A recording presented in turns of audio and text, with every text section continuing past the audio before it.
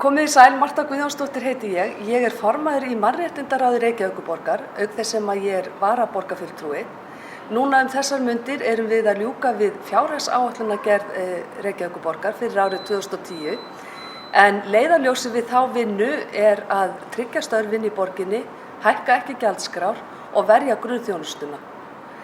Það sem er nýtt við þessa fjárhagsáætlunargerð er að nú geta íbúar haft bein áhrif á hana með því að kjósa einstök verkefni í hverfum borgarinnar, en þessi kosning hún fer fram dagana 2. til 14. desember og fólk getur farið inn á vef Reykjavíkurborgar og kosið rafrænt, auk þess sem hægt er að fara á bókasöfnin og í þjónustumiðstöðvarnar.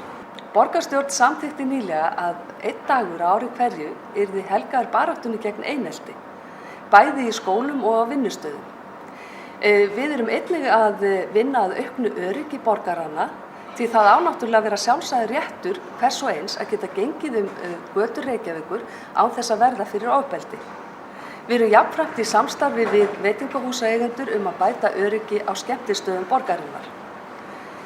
Þetta er það helsta sem við erum að vinna að þessa dagana, en ég minni ykkur á að taka þátt í íbúakosningunni og hafa þannig bein áhrif á fjárhagsáætlun borgarinnar með því að kjósa þau verkefni sem þið teljið brýnust í ykkar hverfi.